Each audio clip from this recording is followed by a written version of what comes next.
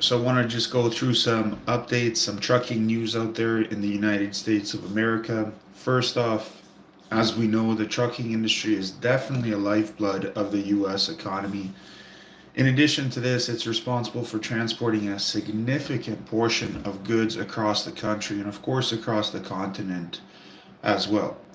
Well, as such, it's just an industry that's constantly evolving with new technologies and challenges, of course. And so I wanted to go through some different news and trending things that are shaping the trucking industry in the United States as we speak. So, first off, there's a company out there called Navistar, and Navistar is partnering with Plus, which is another company, to bring autonomous trucks to the US roads. So, it's already happening and being tested in San Antonio and Dallas, but essentially, Navistar Inc.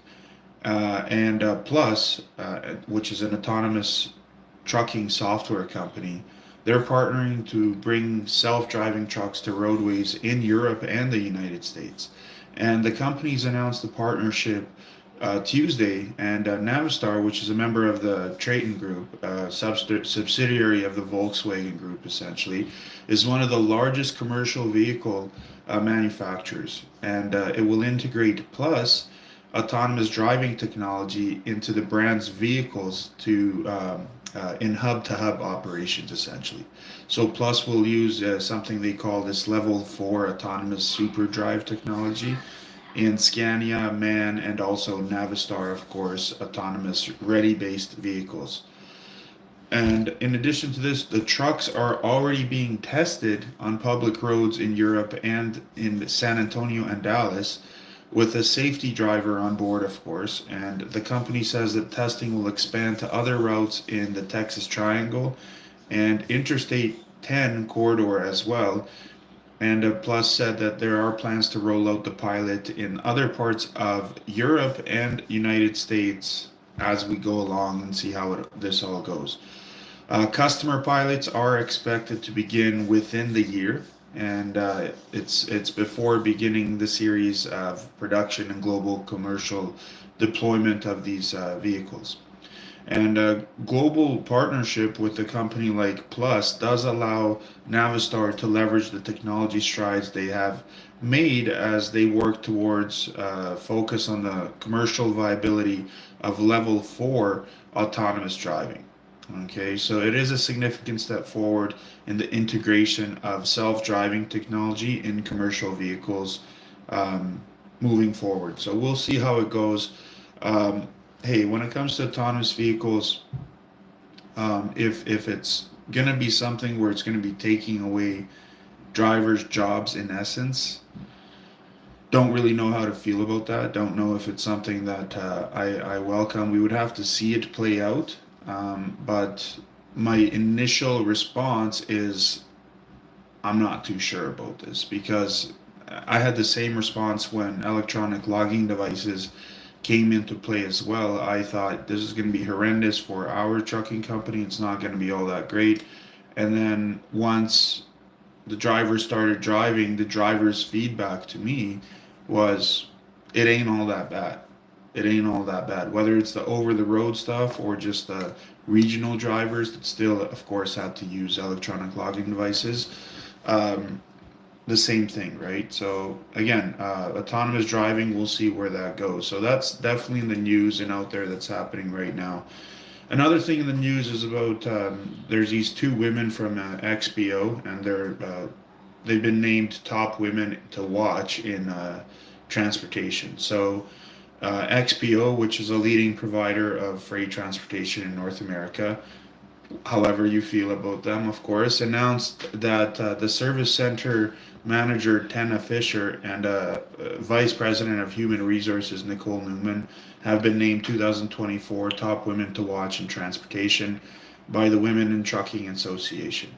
And the award does recognize women who have had significant career accomplishments in the last year and demonstrates a commitment to supporting and advancing um, you know, women in companies of logistics across the board. So Hey, there's some companies out there that are worth mentioning as well. I mean, there's companies out of Canada and the United States that, 30% of their fleet is women drivers. So whatever they're doing to put women behind the seats of 18 wheeler, so to speak, um, they're doing something, I guess, if we want to call it right? They're making it enticing for women to actually sit behind the wheel and drive a truck. Some other things in the news, we got to go up to Alaska to talk about it. So I don't know if you guys have heard, but Alaska's ice road truckers are in a boom, and it's causing a backlash actually. So the trucking boom in Alaska, compared to the lower 48 states, where a massive freight recession has resulted in recent bankruptcies and layoffs across the board. And a chronic of driver shortage also has boosted pay for full-time drivers in Alaska. And in addition to this, there's been an increase in truck traffic related to new oil production and gold mining, causing some backlash from lawmakers as well. So first off, in the lower 48, it has experienced, of course, a massive freight recession, as we know. We're probably heading into the 24th straight month of just brutal rates, something that I would not really write home anything nice about. And with various North Slope oil production projects that are ramping up right now, the years ahead are definitely looking very promising for truckers that, participate in Alaska, essentially. Ice road truckers, as we call them. So it's probably the best thing that has happened in trucking, or the best trucking that Alaska has ever seen since probably like late '90s, early 2000, and probably maybe even back since like 1998 ish, approximately. And among this new slope activities is this thing, the ConocoPhillips Willow Project. So Phillips Willow Project. So the Willow had been delayed, and there's been a lot of controversy over its potential environmental impact, and all that kind of stuff because of pristine Arctic lands and what that might do to it. But now the work has been green-lighted. Construction of oil pads and also camps has commenced up there, and Willow is expected to generate 600 million barrels of oil total, or 180,000 barrels of oil a day, as its peak, according to the ConocoPhillips study that they've done on the area as well, in terms of what kind of reserves we're looking at. And in addition to this, for a trucking company called Alaska West Express, 2015 was the peak year in the recent memory, but the volume for 2024 is approaching 2015, and it's we got to see what happens here. But the next 5 years should definitely see a record truckload counts, which is going to be probably about 15 to 20 trucks a day for just this one small trucking company.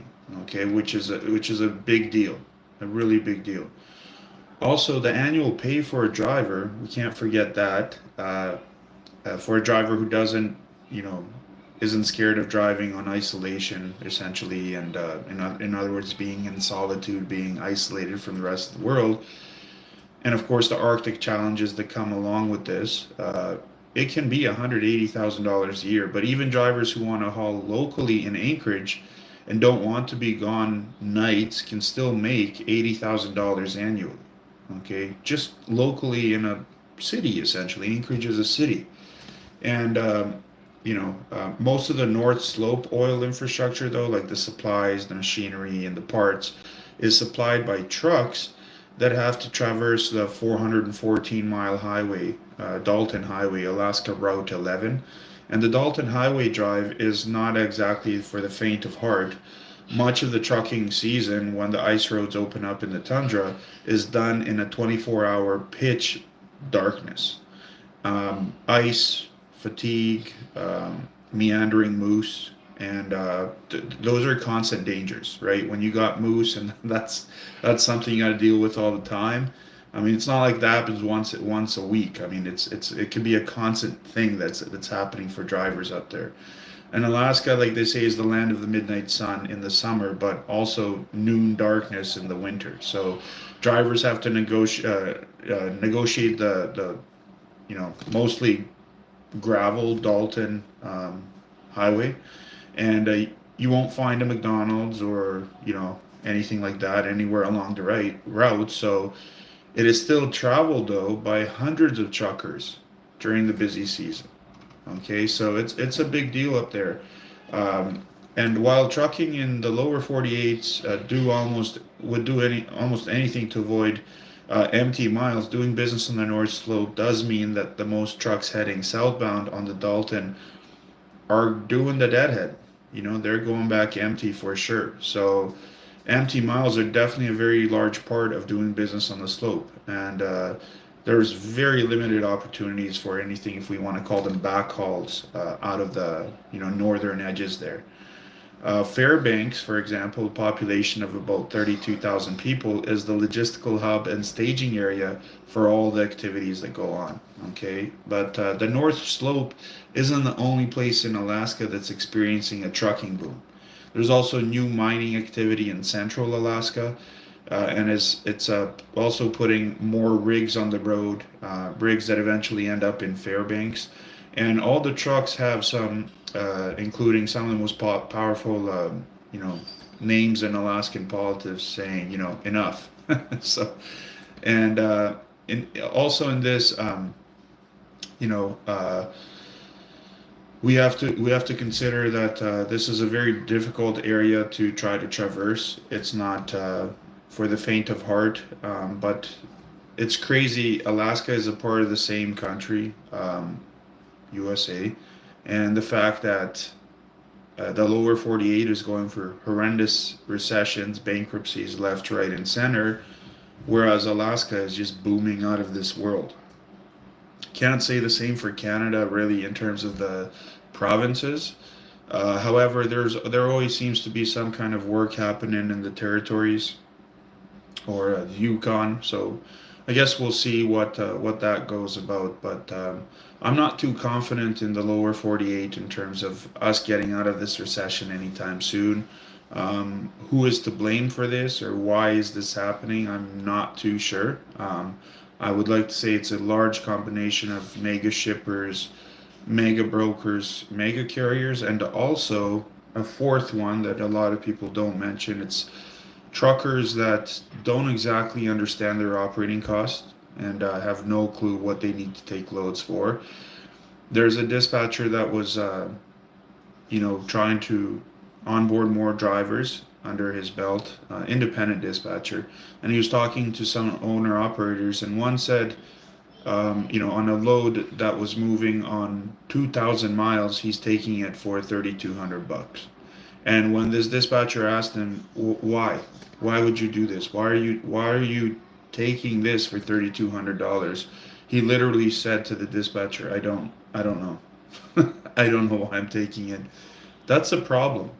You should know why you're taking a rate that you're offering or negotiating for with your brokers.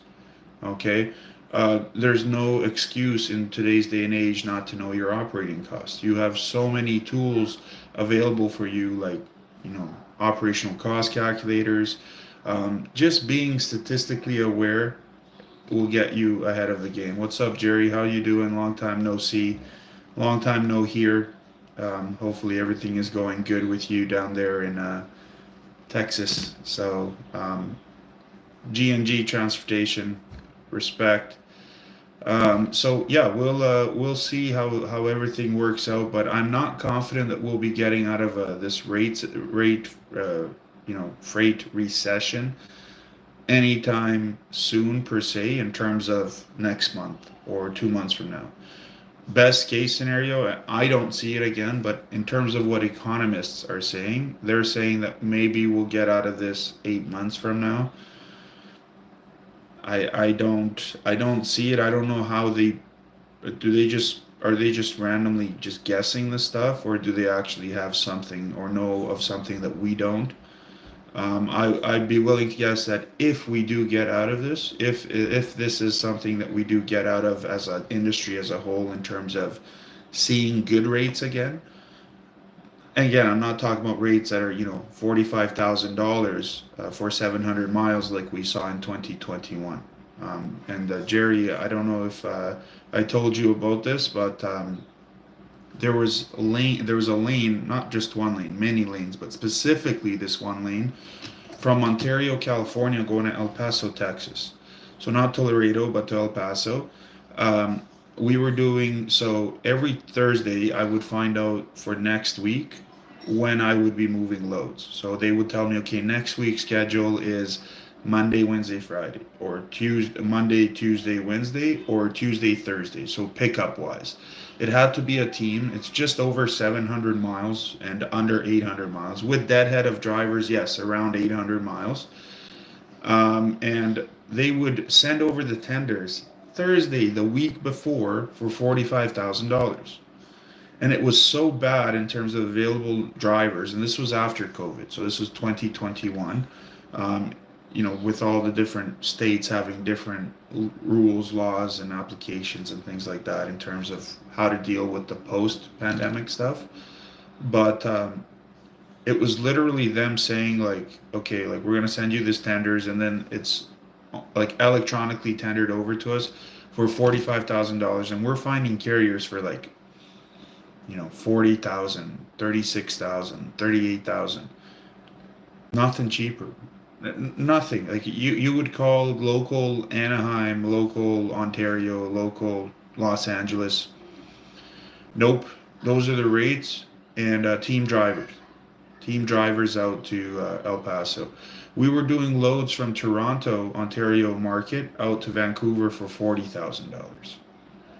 Okay, albeit Canadian funds, but regardless, that's still crazy rates. I mean, we're talking like, like crazy amounts. Like we're talking like between 5 and 6 times what it should cost for a smart trucking company to take that load. So in other words, if you're doing Vancouver to Toronto, if you know what you're doing, if you're going to run your company and not run it into the ground, that should cost you, and I mean that should be a rate of like 8,000 to 9,000, somewhere in that range, depending on your operating costs.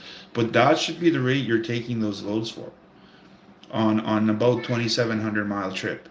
Okay, you should not be looking to take loads for $2,200. I had a shipper 3 weeks ago, about now, maybe 4.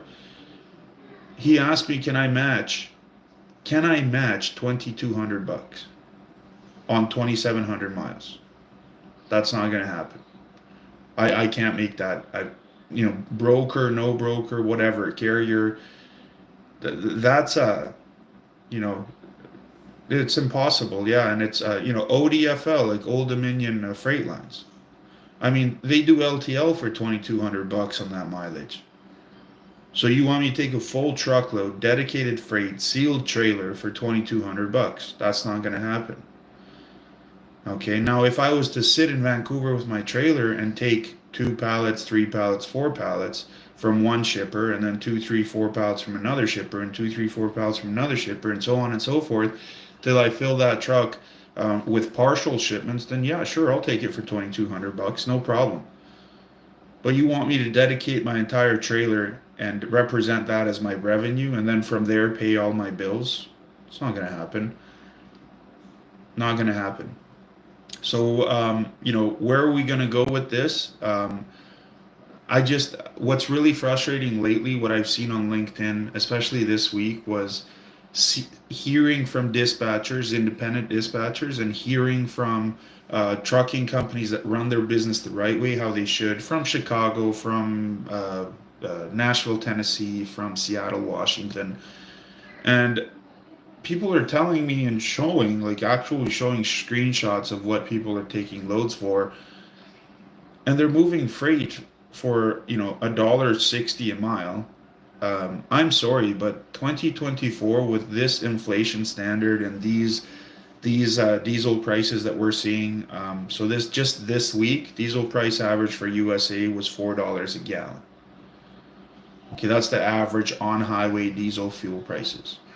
Or some places a little bit less, Yes. Some places more. Yes. On average, $4 a gallon. With just that, fuel is about 33% of your costs as a trucking company. Just with fuel and driver, you're covering about between, depending on what you're paying the driver, between 66 and 70% of the total operating cost. Just the driver and the fuel. Out of which the remaining, let's say 30%, you got to pay the remaining things that you pay for as a trucking company, right? So if you're running an operation and you're in the, you know, 5 to 10% range of profit right now, you'll be fine. You'll get through it, okay? But a lot of guys are really lean. They're in the 3-4% range of profit because of these guys that are coming in and lowballing every other trucker out there. Like I wish like every time, I know it sounds foolish to say this, some people are gonna shake their head at this, but I wish there was like not a jail, but like a little, like when you take a cheap load as a carrier, you get like a notification on your phone and your phone's like red. First, you can't almost read anything else. You can't, like everything just flashing red, like almost like amber. And what happens is you get sent to a class on how to operate a trucking company. Particularly, the first A is all about operating costs and not taking cheap freight. And you have to pass this and you have to sign off on a document saying, I will not fucking take cheap freight. I'm not going to do loads for free. I'm not going to run this industry into the ground. Like, I don't know what else we can do to get rid of these bad players. You know, if you don't know how to run a business, get the fuck out. If you don't know how to do it, get out.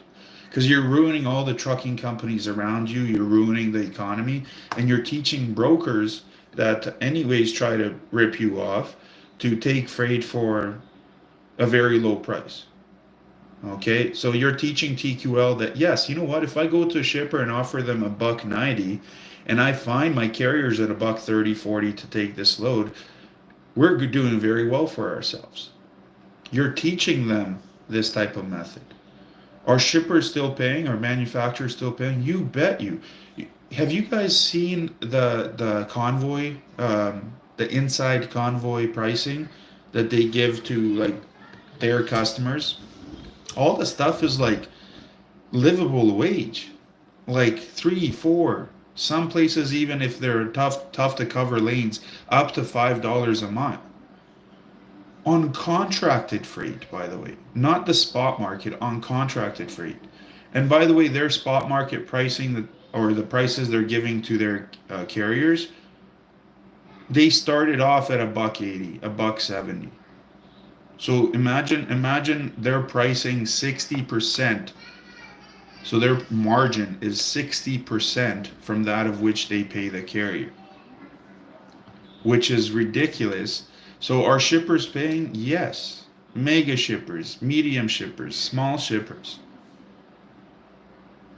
There are shippers that will not entertain taking cheap carriers into their wing, not because they don't want to save money. It's more of the fact that something's not going to be right with the load. Something is going to go down the drain if we allow this to happen.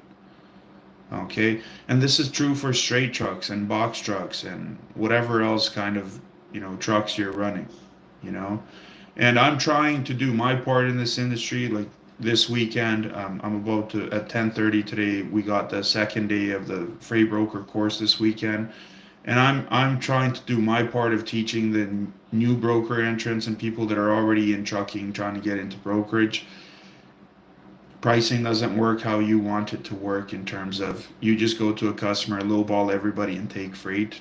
Doesn't work that way. First off, don't get into bed with those type of customers. Okay, you're gonna lose your morals, you're gonna lose your ethics, you're just gonna be out there and just living a kind of a meaningless existence in this business. Okay, so if you want to build something to be proud of, and know that when you go to bed at night, you didn't screw anybody over. Okay, you didn't ruin a trucking company or an owner operator.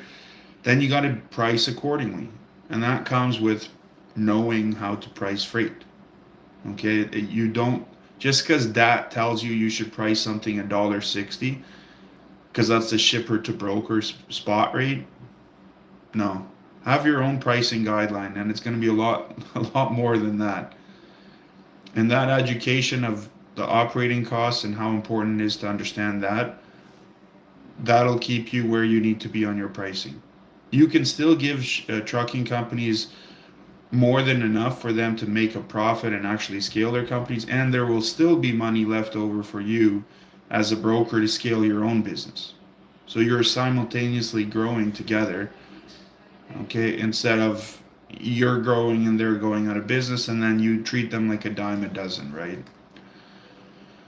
So the US trucking industry is really at a crossroads, and with technological innovation and economic pressures, it's really shaping the future of what's to come. And from the icy roads of Alaska, of course, to the boardrooms where diversity is being championed, the industry continues to adapt and definitely grow. So as autonomous technology, electric vehicles are more prevalent and women take on more leadership roles, the trucking industry is reshaping and is set to undergo significant transformations in this next 10 years or so. In addition to this, there's a lot of uh, companies, tech companies out there that are influencing how pricing is done, how capacity is searched for, how fuel efficiency is done. So a lot of changes are happening. I'm a firm believer that in the coming years, okay, in the next 10 years or so, at a click of a button, carriers will be vetted, including the insurance, the authority, driver name, driver cell, truck number, trailer number, the dispatch information, the auto tendering of those dispatch load confirmations, the rates, the negotiations. At a click of a button, it'll be settled. I'm a firm believer that that's coming because there's companies that are already working on this type of technology out there that are really pushing for this type of technological advancements in the way we run trucking. So we'll see how everything goes moving forward there. Okay.